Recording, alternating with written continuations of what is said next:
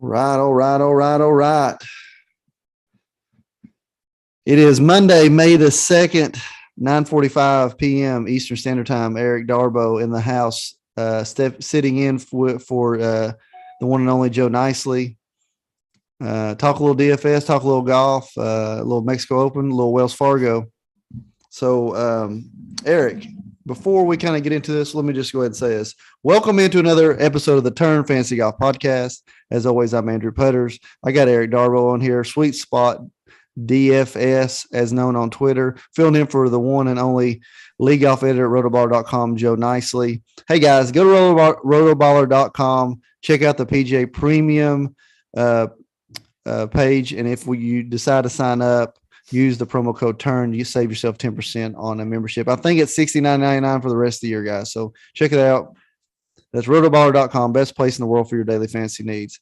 Eric Darbo, thank you for coming on. Looking forward to this. Last time you were on with Joe. So I mean, you get to talk a little DFS and a little golf. Great tournament coming up, Wells Fargo. Before we get into any kind of DFS talk, why don't you, for our listeners alone, tell us a little bit about what you're about, what you do in the DFS world, what you feel like your pros and cons, and what information you putting out. Absolutely. Well, appreciate you inviting me on. Last time I got to go with Joe Nicely. This time I get to go with you. First time talking. Looking forward to it. At Sweet Spot DFS, basically what I'm trying to do, the short of it, is cracking the code of hitting the optimal lineup. The whole purpose, the whole goal of mine is to hit the optimal lineup. So I try to use as many tools at my disposal as I possibly can. Created a thing called the bucket system, which is kind of a fun trends analysis tool to kind of give us a good idea of what to anticipate, like which golfers will finish inside the top 10 or possibly which will be in the optimal lineup. So it's a good way to narrow down player pools just by kind of looking at historical data. So with that, I would say my strengths are pretty decent at, narrowing down the correct plays. The weaknesses would be figuring out which golfers are a part of those plays. It can get pretty narrow, which doesn't lead to any flexibility. So if you get too numbers oriented, it becomes like you just miss out on the heart of the tournament. But then, of course, if you don't, kind of use the numbers, you get too many in your gut plays, and then obviously those usually don't work out the way you want them to. So yeah, that's about it. All right. So, so you use a little bit of the golf mind that you have, along that is backs everything analytical behind the scenes. I like to look at it as, I use the numbers to tell me the story, and I use my golf knowledge to kind of disqualify some things. That's kind of what I tend to do. And it's been successful for me over a couple year stretch. So let's talk about Mexico Open. As bad as the tournament could have been, it was. And the reason I say that was I told Joe last week, this tournament might have been better if Jon Rahm hadn't been in the field at all. I agree. Pretty good storyline. I mean, not great storylines, but I mean, I thought, it could have been a great tournament. I mean, you look at Tony Finau roared way back, Brandon Wu there at the end. But anyway, Jon Rahm, best of the field, basically went coast to coast, led pretty much the whole way, or was the top two or three the whole way. How'd you do last weekend from a I don't want to say financial, but how'd you do last weekend? Well, that is how we determine success in DFS, right? Yes. Yeah. So how was your weekend? I made the smart decision to anchor Rahm in my lineups. I had Rahm and I also had Aaron Wise. So it was those two guys that were in 90% of my lineups. I decided, I've been kind of messing around with some strategies. So I decided to bring on a third player to anchor in my lineups. So like I had Kramer Hickok and Tyler Duncan as my third. They both call them like 3A and 3B. So 50% of my lineups had Hickok in it. 50% of my lineups had Duncan. And I think I had 1 or 2 lineups that had both of them in it with both Rahm and Wise. Those 2 guys missed the cut. So I had no 6 of 6. I had actually one because the remaining 10%, I couldn't decide in the beginning whether I wanted to anchor my lineups with John Rahm with 3 other 9K golfers. My 9K options were Wise, Knox, Matt Jones, and I can't think of the other guy, but it was a low 9K guy. So I couldn't decide between those 4 9Ks. I ended up going with Wise, which was the right choice. He had another good Sunday round, just like the rounds you were talking about. All of this is just to say, I put in 50, I got 30 back, so I lost 20, which was disappointing. I was on the right 2 guys that I wanted to anchor. I don't think Wise was in the optimal lineup, so I can't say that was the perfect play, but obviously I had Rahm, and I think I have to blame Josh Bennett for getting me on Hickok and Duncan, because those 2 golfers were in his model, and I told him I included his model into my rankings, and that's why I got on Duncan and Hickok. So it's all his fault. That's what I'm blaming. Hey, yeah. You mentioned his name. He retweets the post here. So I guess he's out there listening. Full blame, 100% blame on Just Swish for the Hickok play. Yeah, I think the strategy you put out there is pretty interesting. My lightning in a bottle was a full blown anchor 2 players and random the rest with no player pool, the whole field. Wow. Of course, we're talking 15, 16. So, I mean, this was way before anybody knew what they were doing yet. So, but I felt like in that it was a very similar field, actually, Canadian Open. Very similar field to this, 4 or 5 great players. The rest,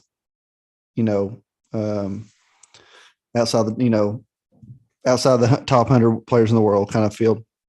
A lot like a Nationwide or Web.com, whatever tours out there at the time. And but I like that strategy. And I think based on the way that you want to come at a tournament, based on the players that are in it, I think you can do several different ways of anchoring, whether it be 2, 3, 4, and mix them in too. So I like the strategy a lot, especially if you want to take it down to GPP. Like it a lot. My weekend, there was no DFS. However, I have been documenting some for entertainment only picks. Now for 5 straight weeks. I've won 5 straight weeks. Last week, I think I won, let's see here. Let me pull it up. I think I was 27% ROI, maybe won 4.06 units. That's everything documented in real time on Twitter, on Google pages. So just go on there. You can always check out my links that I tweet out every day in a tournament. So on a little bit of a heater there. But I think my information was good last week. My information was solid, other than I don't know if you've listened much to the show, and you can see this about my personality. I like value a lot. And so it's hard for me to ever, like, whenever everybody's talking Rahm, I would have totally faded him 100% just to be different. But didn't do any DFS. But Mexico Open, John Rahm wins. Who cares? Let's go to the next tournament. I did like the golf course though. Very entertaining with the a little bit of wind, possibly drivable. The drivable par 4, the 9th green that had the bowl in it where the pin sat a couple of days. The golf course was actually pretty good and held up. I mean, 20 under is not out of line for PGA, or 17, whatever he was. The high teens is not out of line. The golf course held up. I just hope it's just a shame where some of these tournaments fit in the slot. I mean, I was looking at the schedule this week. Canadian Open is going to have a horrible field where it's stuck, in between, I think, Memorial and a major. So, I mean, it's going to be horrible. Stuff like that. So, but golf course held up. genre on one. Who cares? Let's move on the next week. Right. So Wells Fargo, we're going to get a little different look this year from it than usual. I think because it's got the matches coming up. So Wells Fargo Championship, been around since 2003. It's been played on a few different golf courses for different reasons, but for the most part, the host is going to be Quail Hollow. Yeah. And it's a major championship style golf course. I think under normal conditions, this Donald Ross design is going to see a major like field year in, year out for this tournament, depending on where it is on the calendar. This year, however, it is held at the TPC. I know it used to be the Avenel, and I think it is that, but they added another word in there. TPC, was it Potomac? I don't know Potomac. Potomac. There you go. Avenel Farms. Is that what they're calling this place now? TPC Potomac at Avenel Farm. Yeah, forever. I remember when I was a kid playing the PGA Tour 97 game with Billy Andred on it, it was always TPC Avenel, and up in Maryland. I always remember that. So, but this golf course has also hosted many tournaments over the years, including this tournament back whenever they were doing, I think when they were redoing the greens, wasn't it? 2017, 2018. No, 2017 was Eagle Point. It was Eagle Point? Yep. When the PGA Championship was being hosted by Quail Hollow. Oh, okay. I thought 17 and 18 they played it here. Yeah, TPC Potomac, the last time the PGA Tour played was 2010. There was a 2010 Mid-Atlantic Championship, which is not a tour-related event, in 2013, but some tour players were in that field. I don't think it really matters. Yeah. Well, I mean, they played it, so it looks like they played maybe a web.com tour event here a couple times since then. And everything I've seen from this golf course is that seems like to me maybe good iron players do well here. Yeah. I'll read off the notes from it. 71-60, par 70, going to be really fast greens, 12.5 step meter. That's a little bit above tour average. Different types of bent grass and a little bit of bluegrass throughout. Tall fescue in the rough, 3 inches. That's going to be pretty benign, I think, for these guys. Maybe catch some flyers up this time of year. Maybe see some guys sail the green. I think you got to worry about it getting wet. Yeah. So golf course is designed by Ed Alt, 1986. Tom Clark, Ed Sneed, renovated in. They don't have the year by a couple guys. Doesn't matter. Wells Fargo Championship. This is a good golf course. I'm looking forward to seeing a little different. As much as TPC courses kind of get hate, I seem to enjoy them from time to time for tournament golf because it just brings a different flavor. What's your thoughts on the golf course, or do you have any thoughts on the golf course? So I went through, and what I like to do is just try to basically what Josh Bennett does, just swish. He tries to figure out, what the golfers are going to do off the tee, and then what type of iron shots they're going to hit, and then try to forecast what their average score would be each round.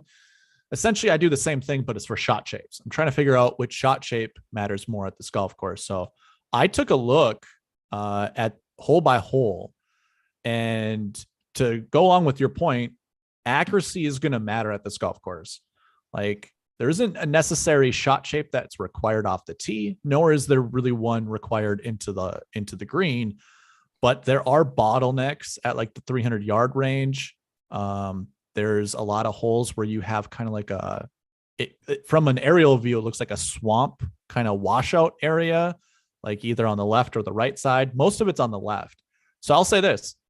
I think golfers who spray the golf ball off the tee are probably more at a disadvantage than golfers who don't. So it appears accuracy matters just by, just looking at the layout of the golf course.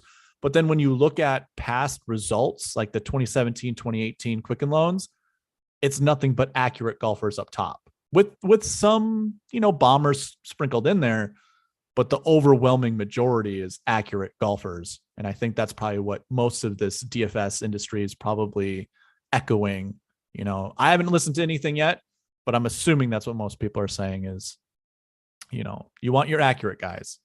And if the greens are going to be that fast, as you said, it just puts more of a paramount on your iron game and around the green game. Putts will be made when they're made. You're a competitive golfer. You really can't control your putter all that much. Like you just, you're either a good putter, you're not a good putter. Doesn't matter. The ball's going to go in, if you're feeling it, and if you're not, then it's not. So I'm not too worried about putting, but around the green and approach seems to be the smart play this week. I like it. Yeah. I mean, week to week, we talk a lot about proximity, and proximity is important in every tournament. It's just sometimes it's going to be heightened, and it seems like this week's going to be that week. Mm-hmm. So let's just get right into the slate. And if you're a first-time listener to the podcast, this is kind of what we like to call the DFS first look, or the DraftKings first look. We go down to the slate. This is, really, eyes have, it's only been out a few hours. Eyes always haven't been, we're not locked into a ton of stats yet, a ton of research yet. So, but we kind of like give that first look opinion on what we're liking. So we'll go 10K and above. Fitzpatrick, Connors, Answer, Finau, Rory McIlroy. I feel like a couple guys, Tony 10-6. I think his game's coming around. That's kind of scary. That's a scary number on this. You're paying up quite a bit. Fitzpatrick, I could maybe get on board there, but he's not laser accurate with iron play. I know he's an accurate player, but he's a lot less accurate than I thought without looking at numbers. I love Cory Connors here at 10-1. You're getting a big discount against the top three, and Answer's not my favorite. So I don't know if I'd be going above 10K this week at all, but if I did, it'd be Connors. What about you, Eric? Yeah, I just recorded a preview pod, and Connors is my top 10K golfer as well. I just like the price tag. It allows you to do a lot of things. And if you're not, if you don't have a real firm stance on Rory, then when you look at the rest of the 10K range, I just feel Cory's above and beyond. He's just better than the other guys. Answer played the Quicken Loans National in 2018. I think he finished 4th. So I think a lot of people are just going to like him, in that 10K range. I just still worry about his back. I don't think he's fully recovered from it. But yeah, to me, it's Cory Connors. I'm just going to stop talking and just say it's Cory for me. Yeah, and I think Answer, I think he struggled a little bit to make the cut last week. I wasn't on anything with Answer involved, so I really wasn't paying attention. But I do remember watching some of the coverage saying that, right around that cut line and barely made the cut. So, let him go up there with Answer and just leave Cory Connors alone. That's what I say. Yeah. So Cory Connors our pick as well. 9K range. A little all over the board here. Patrick Reed, Woodland, Russell Henley, who's one of Joe's favorite heartbreakers. Keegan Bradley, Mark Leishman, Terrell Hatton. We haven't seen a lot of these guys since the Masters, right? So where are we at here? I'll let you go first. Sure. I'll just let you go first before I say it. So Mark Leishman is number 2 in my model, and that's disgusting. I can't deal with that. I don't like it. I don't think I can click on Mark Leishman at 9,700. Henley is the sexy play. I really like Henley. But Keegan to me just feels extremely safe. I think Keegan and Tyrrell Hatton might be my 2 favorite plays in the 9K range. I'll love Henley. I'll always have that love-hate thing, kind of like what Joe does. But I don't know, man. I think I like Bradley a lot this week. Nobody can break a heart like Keegan Bradley. Lead a tournament, miss the cut. Russell Henley is an interesting thing for me because, how many times have we seen the heartbreak take place in slow motion? Terrell Hatton has phases of accuracy that is crazy good, and then phases that is so bad, mind blowing. And it could have been at the Masters. It could have been just strictly because maybe he was out of it and started kind of hitting it bad, and it was so demanding this year as it is every year. But I mean, yeah, maybe his putting has been so good this year it's made up for some other things. I don't know. Haven't dove into a lot, but his iron play can be, like I said, crazy good at times. He might be a little unsafe at this point. I understand the Leishman, probably very similar to Hatton from the standpoint that he can go in phases of iron play that's just unbelievable, and he puts it great. They both put it great. So probably pretty risky there. Keegan's risky. I mean, Woodland can't make a 1-footer. Woodland should have missed the cut this past week. He putted so bad. And somehow, what he shoot, 65 or something like that, or 66 on Sunday to take out Munoz in a meltdown from 4-shot swing on the last day to beat me in a head-up match. So I really don't like anybody here in this 9K range. Yeah, so I'm at 9,000, and Cory Connors is the only one I'm really giving a thumbs up at this time. 8K range, Paul Casey, is he going to hit a shot? Is he going to screw more DFS lineups this week? I don't know. Sergio Garcia, Max Homa, Siwoo Kim, Seamus Powers, Jason Day. We got Simpson, and we got that Cam Young there. Cam Young is coming on as one of my favorites to watch, and RBC was not. I mean, I think he's probably a little bit of a darling right now. You know, he's one of the fastest. He's the fastest one of the rookies to climb up the world ranking. Third at the RBC. I don't know yet. I don't know his. I don't know if I'm ready to throw all the eggs in that basket there. We gotta love Siwoo Kim on TPC course. Seamus Power. Haven't seen him in a few weeks, but he's been on a good run. 8K range. Are you seeing anything? Yeah, I think the most talented golfer is probably Cam Young in that whole 8K range.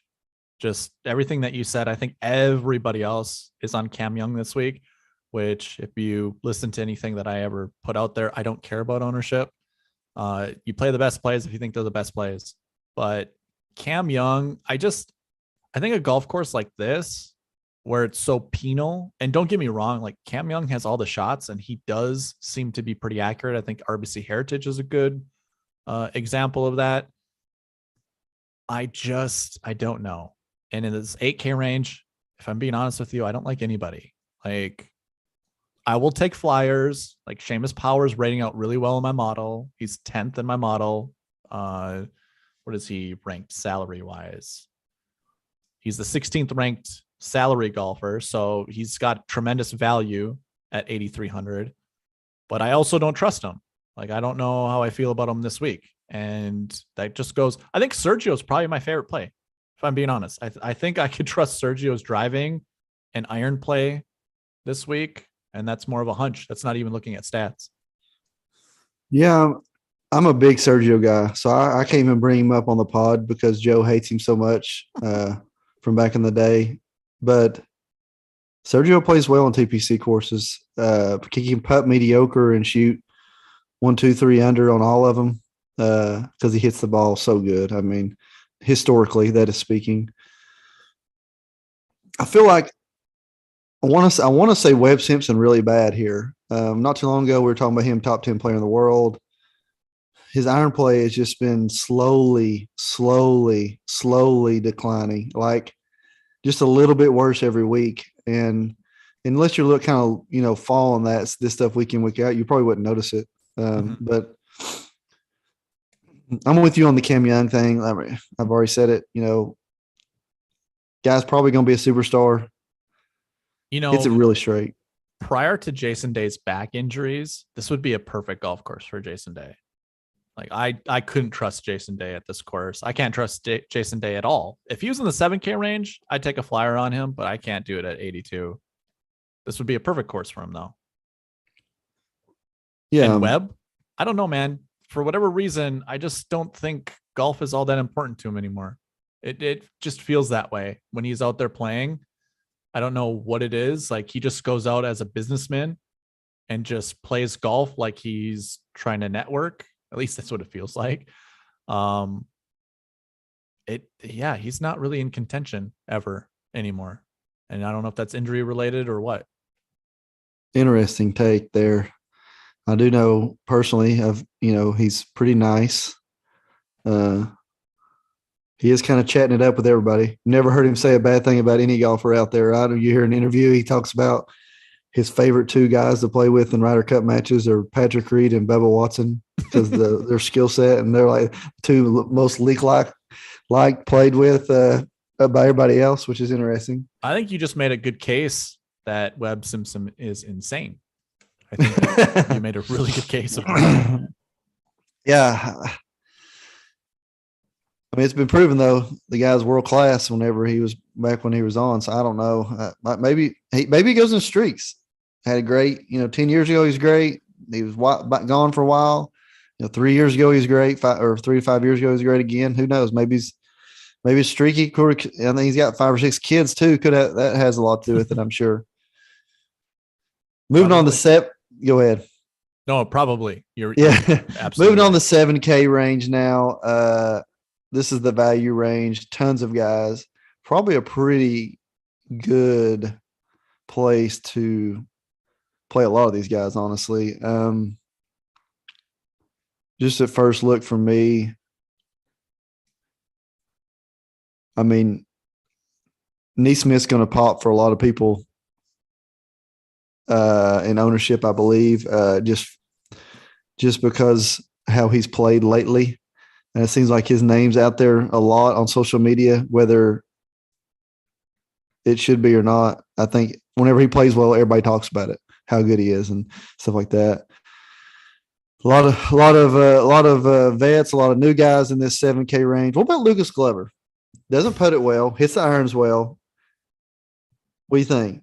No way. No way? Okay. I can't. Okay, so let's imagine you and I are golfing with Lucas Glover and we're playing him straight up.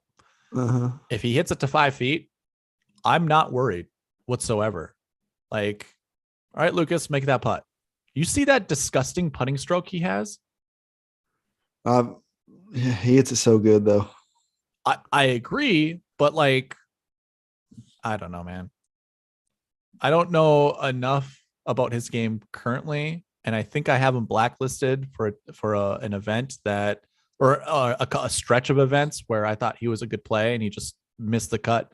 Like, I don't know. I don't know how to feel about Lucas. I'm just gonna say no and just okay. You can take it over. Is there a golf course out there that this kind of reminds you of that you're kind of like putting up with it? I mean, no, not really. Is there one that you think it matches with? I mean, if shorter version of Sawgrass, maybe faster greens. I would say RBC, except the greens are completely different. Maybe RBC, you're dealing with small greens. That's not going to be the case here. But style of golf course matches up pretty. So that's why I was wondering. Interesting that would be the only two I would say. So I mean, a shorter version of TPC, maybe. Yeah, maybe because TPC's got a lot of those driver might be too much club, or 3-wood isn't enough club kind of driving holes. That's the only reason I'd say that. I do anticipate these greens being pretty sticky. Like, I don't know if you've had the opportunity to play bent grass, but it's very rare that bent grass is ever firm just because of the water that is required to keep those greens healthy. To keep bent grass low, like cut really low, you need to put a lot of water on it. So maybe they burn it out for this tournament. Maybe they make it firmer. But I think when you were talking about what course does it remind you of, and you were talking about Lucas Glover, I was like, are you trying to get to like TPC Deer Run? Like, is that where we're getting at? Like, are you? And if so, Lucas Glover's won that tournament. I think that's more driver friendly, but yeah, I don't know. Sure. So not worried about putting. Luke Liss is going to be down here in the 7K range. Martin Laird down here in the 7K range. Doc Redmond down here in the 7K range. All JT Poston down here in the 7K range. Putting is an issue for a lot of those guys. Mm-hmm. Russell Knox been having such a good year as of late up until last week. It makes sense here. He's a TPC guy. I don't really know. I have to do a little bit more diving into the numbers in this group to pick one out. Those are just some guys that stick out on the first look for me. Let me share something with you. I keep track of strength of field. Like I figured out the formula that they use for the OWGR really close. Like there's a piece that I'm missing, and I think it has something to do with the home tour, but I thought I added it perfectly. I'm usually within 10 points of what the strength of field's going to be. This week it's 225. At least that's how I've calculated it. I imagine it might be closer to 230. But with that being said, the 7K range has its cumulative total of strength of field points is greater than any other range. So it just shows you how strong this 7K range is. The 10K, so it has 71 points towards strength of field in this event. 10K has 69. So it's super close. Like there's a 2-point difference, but everyone in this, like, I just think it's tremendous value this week to grab some 7K golfers. And I think if I'm thinking about like creating lineups, I'm probably putting 3 of these guys in my lineup. I might even go pretty top heavy. I might do 2 10Ks and maybe 3 7s and a 6. But my 7Ks that I have my eyes on, Anirban Lahiri, David Lipsky, Matt Jones even. Keith Mitchell seems good. Aaron Rise, solid. I'm also not going to stay away from Matt Kuchar. He's 11th in my model. It's just tremendous. Like everybody in here, I think people I could probably write off is like Ricky Fowler, Francesco Molinari. That's probably it, which is sad to say because Ricky Fowler, I'm just saying no, like right away too. Yeah, Doug. I like Doug Gim here too. Maybe Harmon's been struggling a little bit inside 150. I don't know if you've been seeing that much. He had terrible RBC proximity wise. And played pretty decent, but proximity is terrible. It's funny here. You probably trust Matt Kuchar at 7,900 more than you do Mark Leishman at 9,700. Yes, I do. Totally do. I could feel that right when you said that, and which probably is true. I mean, RBC, pretty decent. Valero, pretty decent. This course fits him probably. He doesn't bomb it. The driver probably is a perfect club off the tee here for him. And I hate Matt Kuchar, so that's saying something. I don't hate him. I just dislike him heavily. I don't like playing him. Yeah, I could see that. He's been on the decline for quite some time. 6K range. Nothing's really going to do much for me down here. I'm sure if I get once I have my model complete, there's going to be names pop out. Local guy here in Tennessee, Peter Malinolli's not played. He's had a pretty solid year last few months. I could see that. He's great around the greens, good putter. Irons is the only thing inconsistent. He has a great iron day and a bad iron day. Nick Taylor, I like his iron play.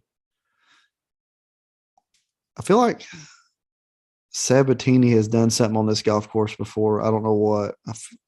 I could be totally off there. I'm not seeing him inside the top 10 or the top 20 of either 2017 or 2018 Quicken Loans. So that might just be in your mind. He FBR Capital Open in 2003 won it on this golf course, I believe. Oh, okay. Yeah. So 20 years ago. Yeah, 20 years ago. My funny story, I caddied for my club pro in the 99 or 98. 99. What year? I don't. You remember what year the Miracle of Ryder Cup? That was a 99, right? Correct. Is that the? Yeah, I think it's 99. Okay, so because Payne Stewart was there. That's the only reason I remember. So I caddied for him at the St. Jude's Classic. He made it in the St. Jude's Classic. Back then, if you won the section, you got a bid to play in the tournament. So I went with him to caddy for him, and he was paired with Rory Sabatini. And he had one of those Ping ISI K drivers. It was like that purplish blue head on it. he hit that thing. It's like a 6-degree driver. And number 3 is like 460 yards to the water. A little downhill, middle of June, rock hard, right? Mm-hmm. And he said he backs off of it. He tells the guy, I just can't. I feel like I can't flush this. And he goes, no, you can't. Just smooth it out there. He hit it 406. He was underneath the tree right in front of the water. My club pro hit it like 272, a big rope hook down the middle of 272. And I was like 15, 16 at the time. Maybe like a 8 handicap, or something like that. And he talked to me the entire time. Loved that a junior was caddying in his group. Could not stand that a club pro was playing in his group, but loved the teenager that was caddying for him. It's funny. But hits it so good, ridiculously good. Actually chips the ball very good. Putter, not so much. So 6,700, just throw it out there. He sneaks up and does stuff crazy like this all the time. Wouldn't surprise me if he popped out there. Do you like anybody in the 6K range? I mean, TPC K Lee, is that they call him? Is KH Lee in the 6K range? Yeah. KH Lee, 6,800. Oh, talk about heartbreak, man. At the Masters, I had KH Lee. He was 4 under making the turn, and he goes to the back 9 on Friday. So, like, he's my 6K golfer. I usually always have one 6K golfer in my lineup. I usually like to do the 10-9-8, 7-7-6 model. So I'm always trying to find a 6K golfer, and I'm never owning anybody more than like 7%. Probably even less than that, probably 5%. So KH Lee was in most of my lineups. I anchored KH Lee in a lot of my lineups, I should say. Broke my heart, but he is a really good golfer. Obviously, he's won a tournament before. I think 6K, I mean, he should be low 7K, I think, just based off of merit in a sense. I do like KH Lee. I think that's good value. That being said, I just told you I'm never playing anyone more than 5%. So, like, I will have KH Lee shares. It just won't be a lot. I do think a 6K range or a 6K golfer is going to be in the optimal lineup this week. My bucket system kind of tells me as much, that there's a real good chance a 6.5 to 6.9 golfer will be in the 10K range. But anything lower than 6.5, you probably should just steer away from. And there are some names that are in that 6.4 range that are notable. But I mean, like, I'm going to go back to Kramer Hickok. I have no problem playing him again. Tyler Duncan as well. They broke my heart last week. Obviously, I anchored around them and they didn't do that well. I think they're okay fits at this golf course. And then, I mean, like, the 6K range, if you're not picking a young guy, you have to come to terms kind of like what you're talking about with Sabatini, picking an older guy that might have a little bit of experience at this golf course. So I don't mind the Sabatini call. I also wouldn't mind someone like a Nick Taylor or a Peter Malnati. Like, those guys, no issues. And a missed cut last week is actually looking like with the bucket system, it's not a terrible play. Select somewhere between, 1 to 3? Last week, 0 to 2. So I don't mind, putting someone who missed the cut, especially from the 6K range, in my lineup. So. Yeah, there's not many names in here I will just love, though, other than maybe like a handful. They're dart throws. Yeah. They're in 6K range for a reason. It's all dart throws. Yeah. Especially with like, he hasn't even had that great of a year, but I'll say Pat Perez usually is a cut making machine. Right. He's it's like he's no longer in the field. I was gonna say, I think he withdrew, right? Mm-hmm. Yeah.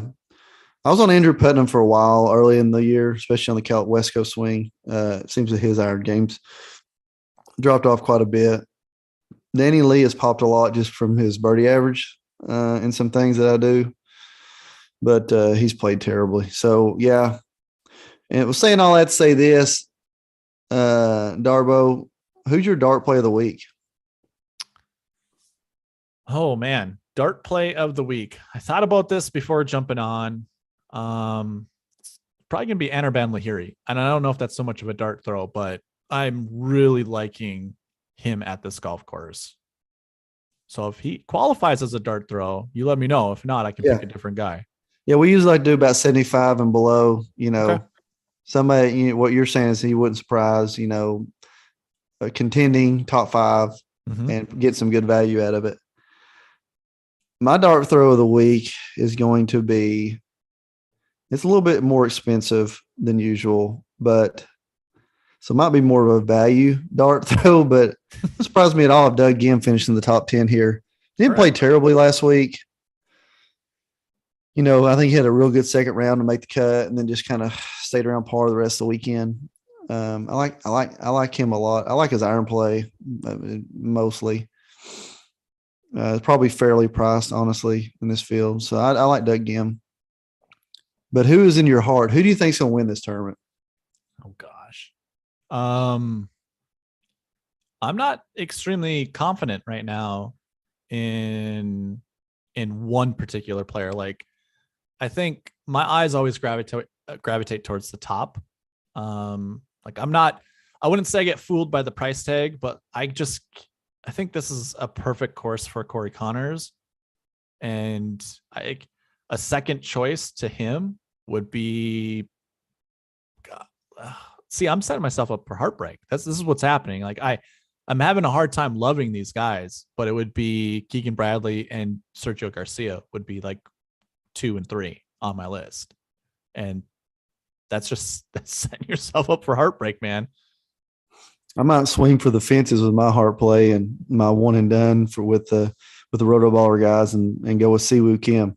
I don't think anybody's going to be. I don't really necessarily think he's going to win. I think but I don't really trust anybody up here. So why not swing for the fences?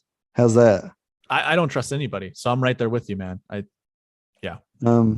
I mean, would it surprise you at all if Abe Answer won? Would it surprise you if Cory Connors won? Probably not. No. Would it surprise you at all if Terrell hadn't won? Probably not. I mean, not he's a good player. Nothing would surprise me, honestly. Anybody won this tournament. Well, hold on. You haven't mentioned, we have not said Rory McIlroy's name at all during this pod. What's going on there? Accuracy ain't his bag, baby. I'm sorry. That's all I can say. What if he harnesses like Rory from like 2009 or whatever when he came on and just tore it up? I mean, with him, he's the most talented player in 25 years, so it wouldn't surprise me at all if nothing would ever surprise me with him. He's got more talent than anybody out there right now. So I also think he really excels on fast greens. So I have a hard time getting there with that price tag. If he was like 10-9, I probably would. I'd probably be 100% in on Rory. And I know that sounds weird, $600, but just talent alone, yeah, I think he's so much better than anybody else in the 10K range. But gotta go with value a little bit. I like Cory Connors. So let's say this. Let's ask you this. Take the last. I know you can't. Your numbers are built on history, but if we take the last 10 months out, Tony Finau makes a lot of sense. The reason I say that, I think it was last year. It might have been 2 years ago. I think it was last year. It was 2020. It was 2020, I think. It's whenever Ron beat him at Memorial, right? And that one was very difficult. The greens were stupid fast. They'd played there the week before, and they'd made the greens brick hard. He had a 2-shot lead walking off 11 green on Saturday. Walking to the 11 green on Saturday. He 2-shot lead. He had a 20-foot putt for eagle maybe or something like that. And he missed like a 1-footer. Didn't touch the hole. And I remember calling Joe and I'm like, what in the world? And he goes, dude, worst thing I've ever seen in my life. I know I think he went on to win there in later on in the fall, but I mean, makes a lot of sense he puts better on fast greens. I'm not going to say he puts good. He's put together a couple of rounds. I think the final round, the match play, the final round this past weekend, I'm not trying to sell a case on him. Cory Connors makes the most sense. That's all I can say.